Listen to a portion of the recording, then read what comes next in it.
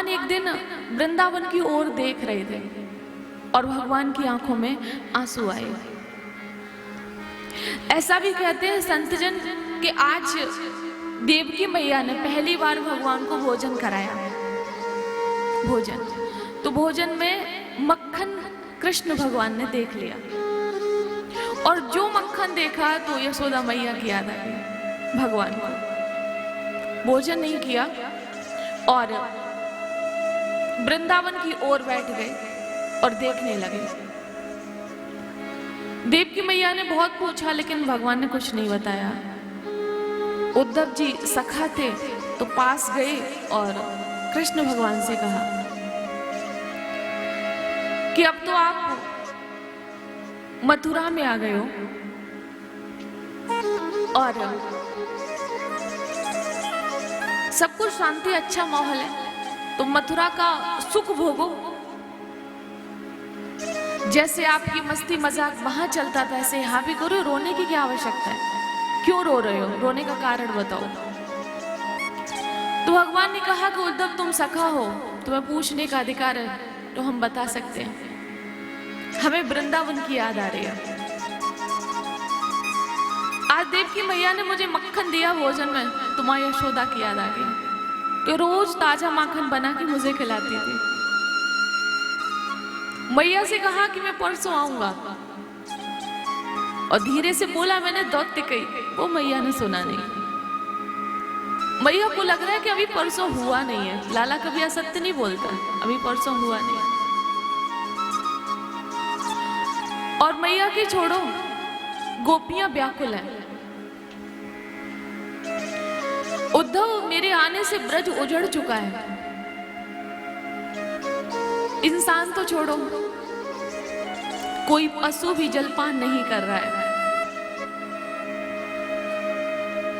सब मुझे पुकार रहे हैं, कृष्ण कृष्ण कह रहे हैं। ये सब आवाजें सुन के मेरा चित्त व्याकुल है। मैं चाहता हूं कि मेरा संदेशा वहां पहुंचे। मैं ये चाहता हूं। अब उद्धव जी जो थे वो निर्गुण ब्रह्म के उपासक थे। वो प्रेम को ज्यादा महत्व नहीं देते थे। वो नहीं समझ पा रहे थे इस भाषा को। बोले गोपियों को याद कर रहे हो, अरे वो पढ़ी लिखी भी नहीं है, गांव की हैं। कुछ इस तरह के भाव प्रकट किए। भगवान कहते हैं कि उद्धव गोपियां रह तो रही हैं घर में परिवार के साथ में, स्वधर्म का त्याग नहीं किया, उसका पालन तो कर रही हैं, लेकिन तन से मन से नहीं। और ये बात गोपियों ने गोपी गीत में कही भी है, पति सुतान बया भ्रातृ बांधवा। मैंने सब कुछ छोड़ दिया तुम्हारे लिए, पति को छोड़ा, बच्चों को छोड़ा, भाई बंधुओं को छोड़ा, सब कुछ छोड़ दिया और तुमने हमें छोड़ दिया।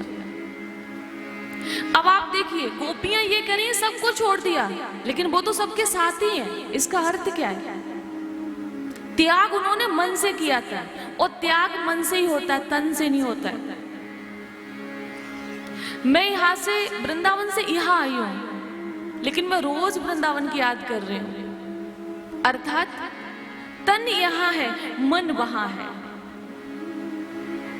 और मन होना आवश्यक है। आप यहाँ बांसवाड़ा में रह रहे हो, रहना पड़ेगा भाई, परिवार है, घर है आपका, लेकिन आपका तन यहाँ होना चाहिए, मन भगवान में होना चाहिए। तो आप यहाँ रहते हुए भी भगवान में स्थित अपने आप को मानना।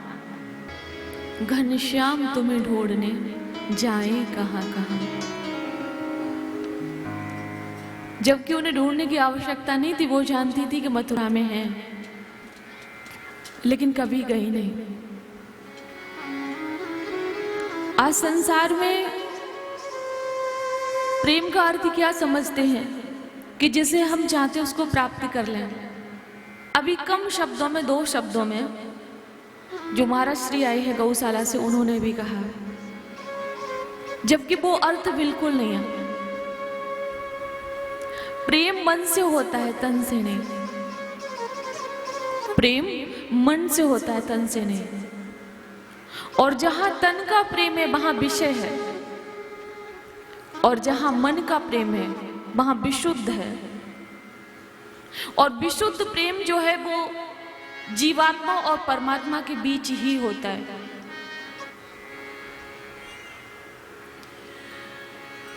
तो आज उद्धव जी पत्र लेकर श्री धाम वृंदावन आए हैं। तो देखा कि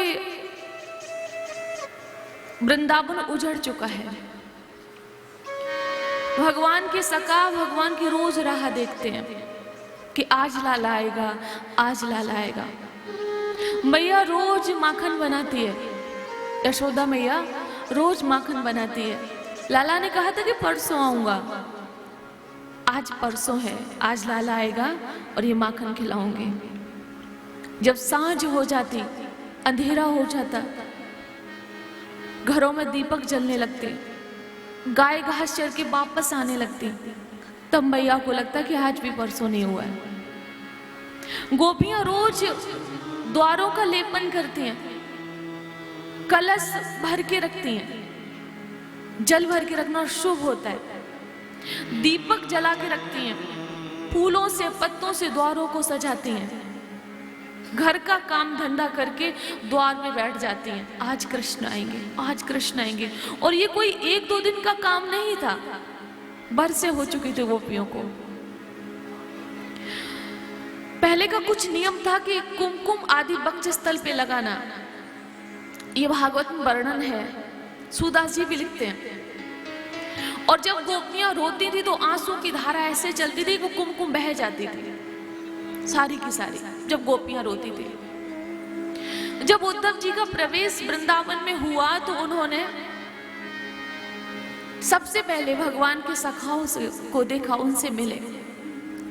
भागवत जी में लिखा है कि उद्धव जी कृष्ण भगवान की तरह देखने में थे। और आज जब आए हैं तो भगवान के वस्त्र, भगवान का ही रथ है।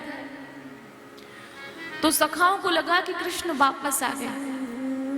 और जब कृष्ण समझ के उनसे लिपट जाते हैं, उनको गले से लगाते हैं, और उनके भीतर जब कोई भाव नहीं देखते तो सभी ग्वाले, सभी सखा भगवान के उदास हो गए। तुम मेरे कृष्ण नहीं हो सकते हो। कृष्ण को तो हम नीचे झुका के उनके कंधों पे बैठ जाते थे, कभी उनकी पीठ पे बैठ जाते थे। तुमने तुम्हें हृदय से भी नहीं लगाया, तुम कृष्ण नहीं हो सकते। तो उद्धव जी ने कहा कि मैं उनका सखा हूं और मैं नंद बाबा के घर जाना चाहता हूं, उनके घर का पता बता दो क्या है। संतों का मानना है, महापुरुषों का मानना है कि एक जलधारा बह रही थी जहां जोरों से जल चल रहा था। तो भगवान के सखाओं ने कहा कि उद्धव जी, नंद बाबा के घर का पता पूछने की तुमको आवश्यकता नहीं है। क्यों?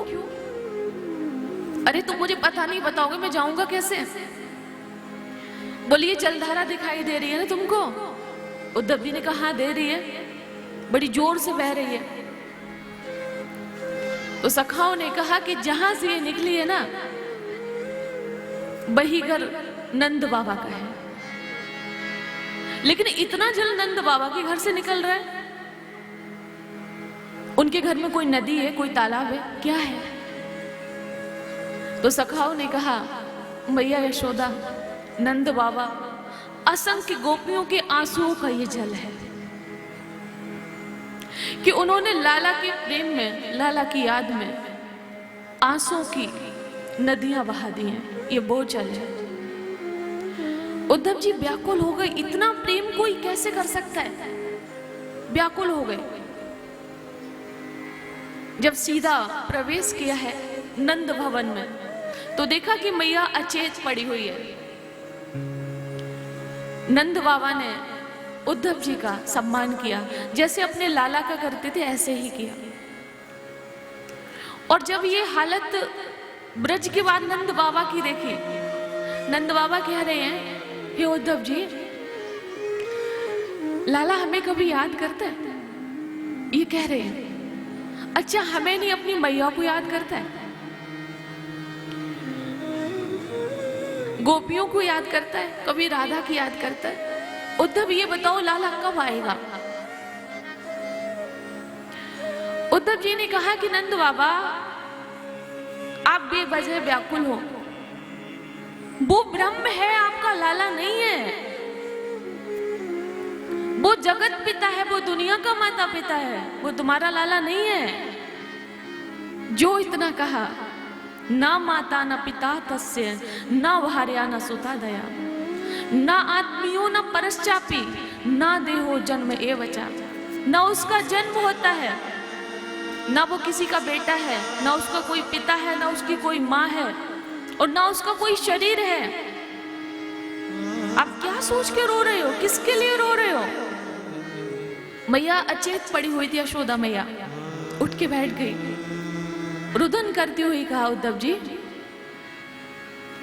कहते उसके कोई शरीर नहीं है, उसका जन्म नहीं होता है, मैंने उसे जन्म दिया है। यशोदा मैया कहती है कि मैंने उसको जन्म दिया है। वो प्रसव की पीड़ा मुझे आज भी याद है। जब उसका जन्म हुआ था, वो पीड़ा मुझे आज भी याद है। तुम कहते हो कि उसका शरीर नहीं है, मैंने उसे उखल से बांधा है। जब शरीर नहीं था तो मैंने उखल से किसको बांध दिया?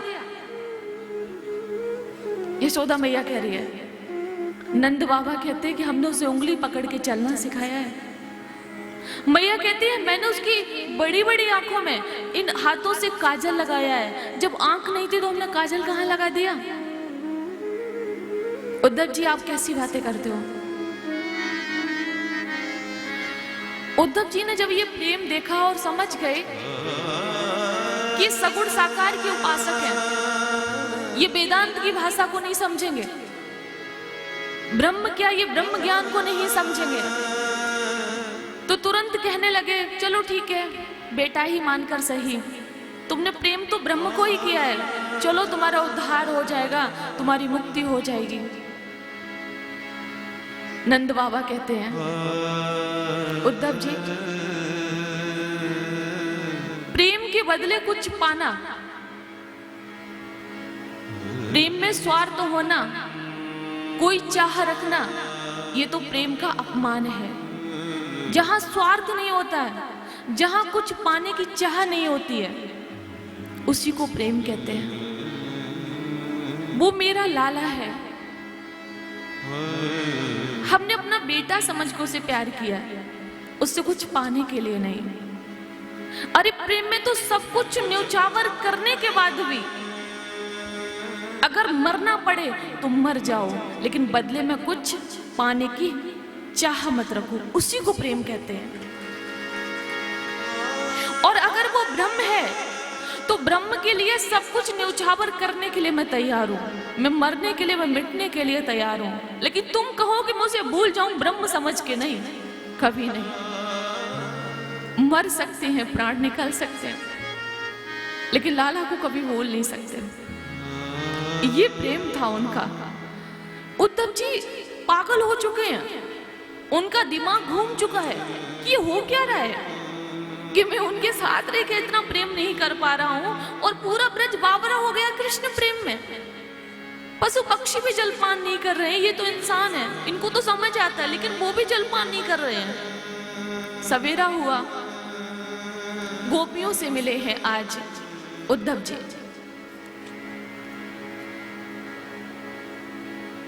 आज गोपियां इतनी व्याकुल हैं कृष्ण के लिए। उद्धव जी ने उनको समझाने का प्रयास किया।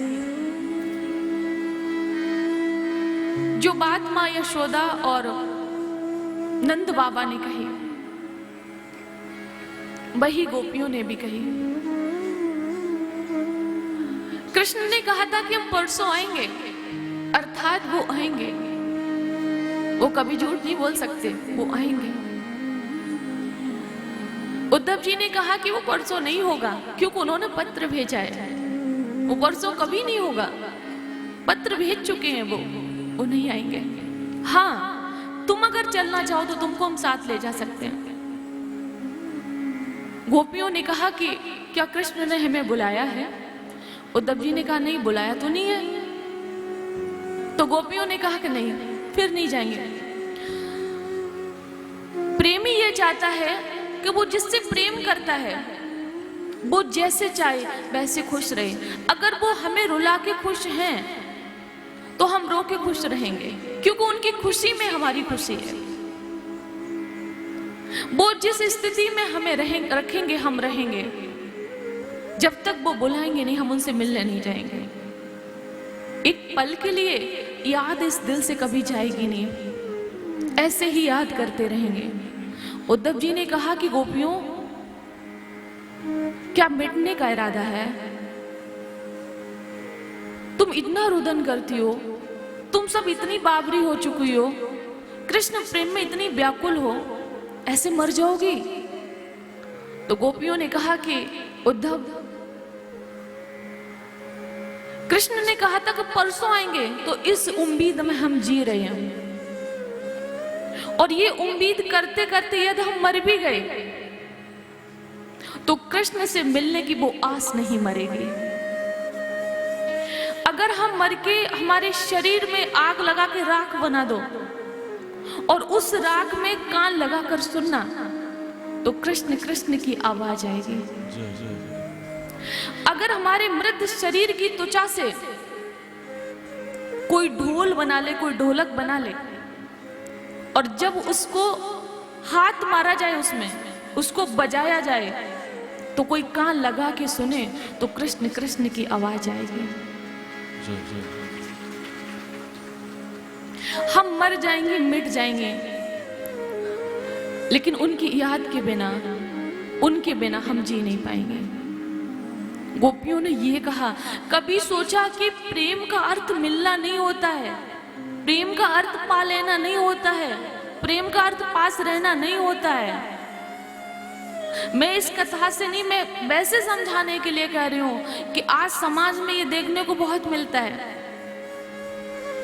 कुछ दिन के प्रेम के लिए हम अपने माँ बाप को छोड़ देते हैं।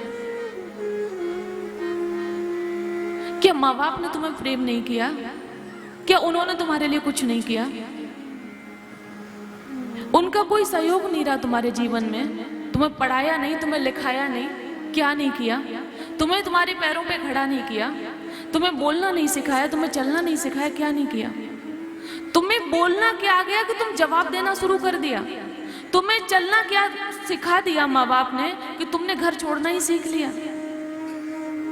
माता पिता को रुला के आज तक किसी के सपने सजे हैं? आप लोगों को मजाक लगता है, मैं तो सच में कहती हूं, घर बर्बाद हो रहे हैं, या तो हॉस्पिटल बढ़ रहे हैं या फिर कोर्ट कचहरी के, वही लोग माला माल हो रहे हैं। आप लोगों को मजाक लग रहा है, और घर बर्बाद हो रहे हैं। क्यों हो रहे हैं? अध्यात्म ज्ञान नहीं है हमारे जीवन में। शिक्षा के क्षेत्र में आप लोग इतने आगे हो कि जिसका कोई जवाब नहीं, लेकिन अध्यात्म क्षेत्र में शून्य हो। और यही मिटने का, सनातन संस्कृति जो नष्ट हो रही है, यही सबसे बड़ा कारण है। अगर सीखना है कि प्रेम क्या है, तो श्रीमद् भागवत पढ़ो, सूरदास जी के पदों को पढ़ो, मीरा जी के चरित्र को पढ़ो। अगर ये जानना है कि प्यार क्या है, तो उनको पढ़ो। प्यार का अर्थ माता पिता को छोड़कर किसी के साथ जाना नहीं होता है। प्यार का अर्थ ये नहीं है, माता पिता को रुला के अपने सपने सजाए नहीं जाते। जब तक बड़े बुजुर्गों का आशीर्वाद नहीं होगा, हमारे बड़ों का आशीर्वाद नहीं होगा, हम कभी फलीभूत नहीं हो सकते इस दुनिया में। कभी हमारे जीवन में मंगल नहीं हो सकता, कभी खुशी नहीं मिल सकती है। आपके आसपास भी लोग होंगे, न्यूज के माध्यम से भी आप सुन रहे होंगे, तो अभी जागने की आवश्यकता है, सोने की आवश्यकता नहीं है। तो गोपियों ने उद्धव जी से एक ही बात कही कि उद्धव, अब ये जीवन हम कृष्ण को दे चुके हैं, अब हम किसी और के नहीं हो सकते। उद्धव जी ने कहा कि निर्गुण निराकार ब्रह्म की उपासना करो, निर्गुण निराकार ब्रह्म की उपासना करो। तो गोपियों ने कहा कि ऊधो मन न वहे 10-20, एक हतो सो गयो श्याम संग, को आराधे ईस। ऊधो मन न वहे 10-20, अर्थात एक मन था, वो हमने कृष्ण को दे दिया। मन एक ही होता है ना, तो एक मन था वो हमने कृष्ण को दे दिया। अब दूसरा मन नहीं है जो तुम्हारे निर्गुण निराकार ब्रह्म में लगाए। और तुम लगाने की बात करते हो, तो उद्धव ये बता दो निर्गुण कौन देश को वासी। जिस ब्रह्म की उपासना की तुम बात करते हो ना, वो कौन से देश में रहता है, उसका रंग रूप क्या है, वो कैसा है। गोपियां कहती हैं, जब ये प्रेम उद्धव जी ने गोपियों के लिए देखा कि उनके हृदय में इतना प्रेम है, तो पत्र दिया है कृष्ण भगवान का। सूरदास जी लिख रहे हैं, मुझे बहुत सुंदर ये भाव लगता है, ध्यान से सुनिएगा 2 पंक्तियां, कि गोपियों ने उस पत्र को हाथों से छुआ नहीं। उद्धव जी से कहा कि आप मुझे पढ़ के सुनाओ कि कृष्ण ने हमारे लिए लिखा क्या है। गोपियां कह रही हैं, उद्धव जी ने कहा पत्र तुम्हारे लिए है, तुम्हारा आपस में प्रेम है तो तुम पढ़ो। तो गोपियों ने कहा कि कृष्ण के विरह में हमारे हृदय में अग्नि जल रही है, और अग्नि जलने के कारण गरम गरम हवा निकल रही है हमारे मुख से, श्वासें गरम गरम आती है ना जब हम गम में होते हैं। तो गोपियां कहती हैं कि उस श्वासों की गर्मी से, उस आग से कागज कोमल होता है, कहीं जल न जाए, इसलिए हम इसे हाथ में नहीं पकड़ेंगे। और हे उद्धव, हो सकता है कि ये उस अग्नि से बच जाए, हमारी श्वासों की अग्नि से ये बच जाए, ना जले। तो हमारी आंखों से आंसुओं की बरसात हो रही है, हमें दूसरा डर है ये गल न जाए। और गोपियों ने पत्र को छुआ नहीं। उद्धव जी पढ़ के सुना रहे हैं, भगवान ने लिखा है गोपियों के लिए कि तुम हमसे दूर नहीं हो और हम तुमसे दूर नहीं हैं। मन से हम तुम्हारे साथ ही हैं, तन से दूर हैं। और उस दूरी का कारण सबसे बड़ा ये है कि तुम मेरा चिंतन करो, तुम मेरा चिंतन करो, निरंतर मेरा नाम लो, तो एक दिन हम ही को प्राप्त हो जाओगे। क्योंकि गोपियों जो पास रहते हैं ना, प्राय उनमें देखने को मिलता है कि प्रेम नहीं होता है, क्योंकि प्रेम दूर से ही होता है। इसलिए मैं तुमसे दूर हूं, तुम्हारी मुक्ति के लिए तुमसे दूर हूं। तुम्हारे पास रहूंगा ना तो तुम शिकायत करोगे, झगड़े भी करोगे, लेकिन दूर रहेंगे तो निरंतर याद करोगे। और याद करते करते जिस दिन तुमने अंतिम सांस ली ना, तो हमारी हमेशा के लिए हो जाओगी, इसलिए दूर है।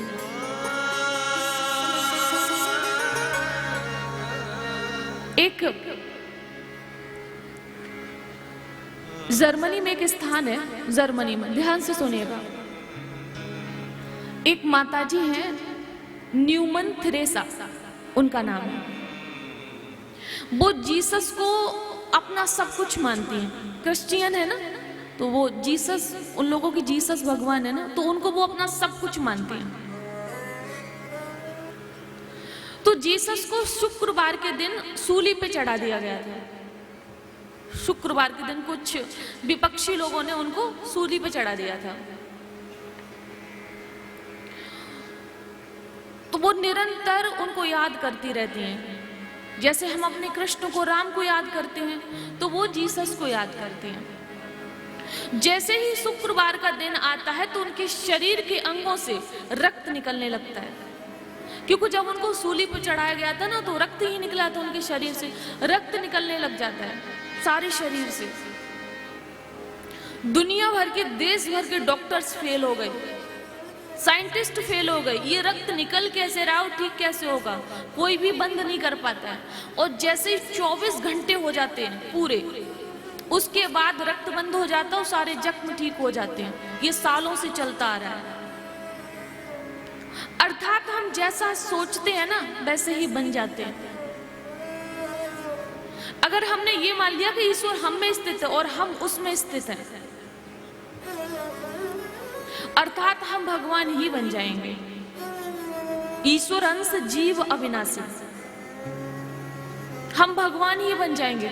क्योंकि ये तन का कोई मतलब नहीं है। वैसे भी जो 5 तत्व हैं, क्षितिज, जल, पावक, गगन, समीरा, वो अलग विषय में क्या क्या उसमें बताऊंगे, वो एक एक तत्व भी ईश्वर का ही स्वरूप है। लेकिन इसके भीतर तो मुख्य आत्मा ही है ना, जो बोल रही है। वो आत्मशक्ति तो है ना, जो बोल रही है और आप सुन रहे हो, वही शक्ति है ना। मरने के बाद तन तो पड़ा होता है ना सामने, वो शक्ति तो चली जाती है, शक्ति नष्ट नहीं होती है, वो निकल जाती है बाहर। वो अपनी शक्ति यहाँ से निकल के अपना असर छोड़ देती है। तभी शरीर, जैसे ही शक्ति निकली तो शरीर कैसा हो गया? शक्तिहीन। अर्थात हम उस शक्ति से संपन्न होके बोल रहे हैं। नहीं तो मुंह तो सामने होता, आंख सामने होती, ना आंख देख पाती ना मुंह बोल पाता है। इसका अर्थ तो ये हुआ। तो जैसा हम सोचते हैं हम वैसा बन जाते हैं। आप जितना नेगेटिव सोचोगे, जितना नेगेटिव सोचोगे, आप उतने नेगेटिव बन जाओगे। आप अपने बच्चों को बोलो तो गुस्सा बहुत करता है, गुस्सा बहुत करता है, बहुत करता है। वो नहीं करता होगा ना तो भी करने लग जाएगा। प्रैक्टिकल कर लो। अगर आप अच्छा बोलोगे, अच्छा सोचोगे तो आप अच्छे बनोगे। आप बुरा सोचोगे तो आप बुरा बनोगे। क्योंकि हमारे विचारों का हमारे जीवन पर बहुत प्रभाव पड़ता है। तो हमेशा अच्छा बोलो और अच्छा सोचो। आज गोपियां इतनी व्याकुल क्यों थी? क्योंकि वो कृष्ण में रमी हुई थी। वो बस उतना ही सोच रही थी, उससे अधिक कुछ नहीं सोच रही थी। कृष्ण को पाना है, कृष्ण को देखना है, कृष्ण का होना है, कृष्ण के साथ जीना है, कृष्ण के साथ मरना है। तो वो सब कृष्ण ही बन चुकी थी। ये आगे के प्रसंग में आया, अध्यात्म शिक्षा गोप्या। जब गोपियों को भगवान ने अध्यात्म शिक्षा का ज्ञान दिया है तो उनका जो शरीर में आत्मबुद्धि होती है ना, वो नष्ट हो गई। फिर उनका मोह भी थोड़ा कम हुआ। ये आगे का प्रसंग है, नेक्स्ट ईयर सुनाएंगे।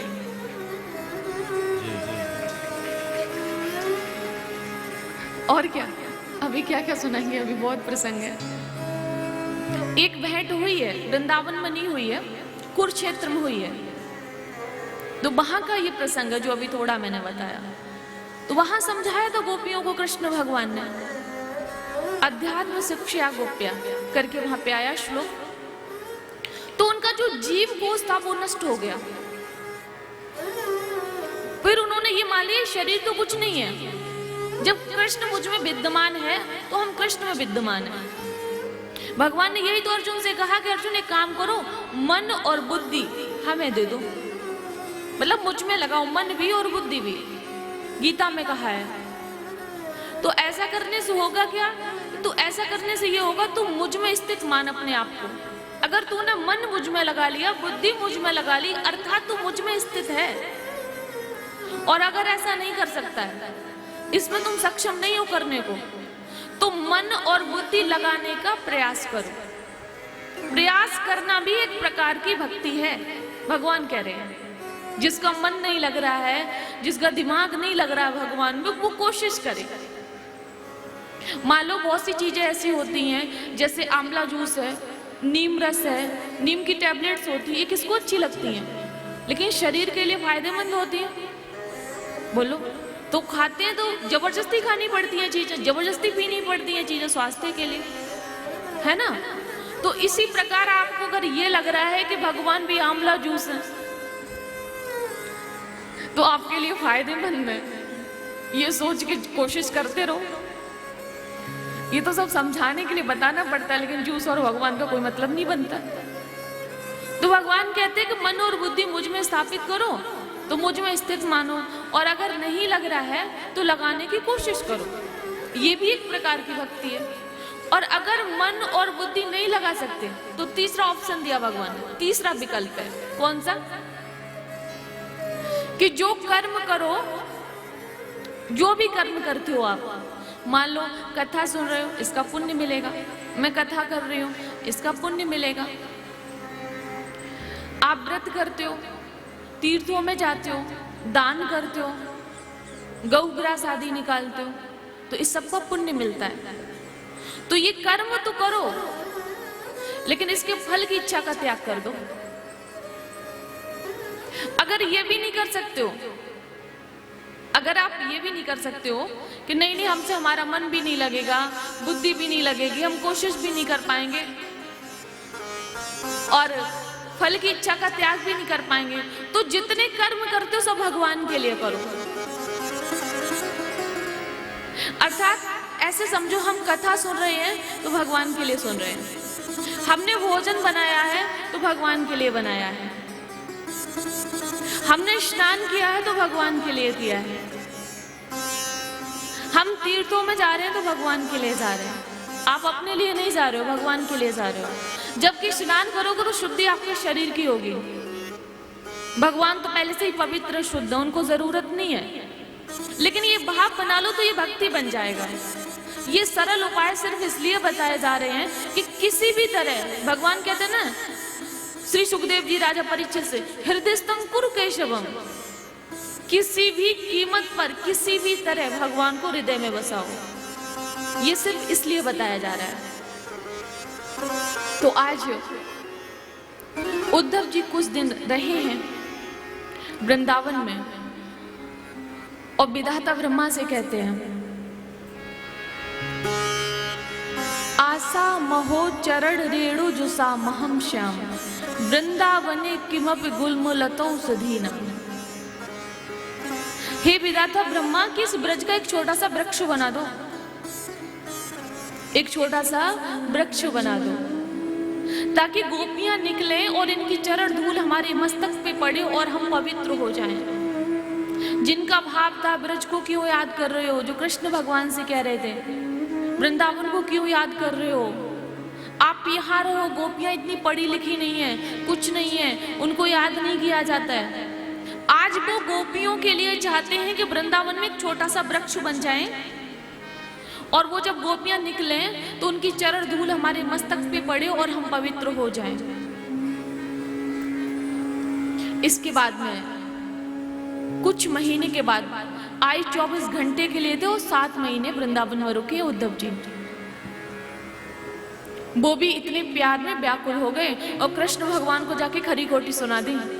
जो भगवान से कह रहे कि तुम भूल जाओ, वहां याद मत करो, वो भगवान को खरी खोटी आज सुना रहे हैं। इसलिए वृंदावन को प्रेम नगरी कहते हैं। जो एक बार वृंदावन आया ना, वो दोबारा फिर वृंदावन को भूल नहीं पाता है।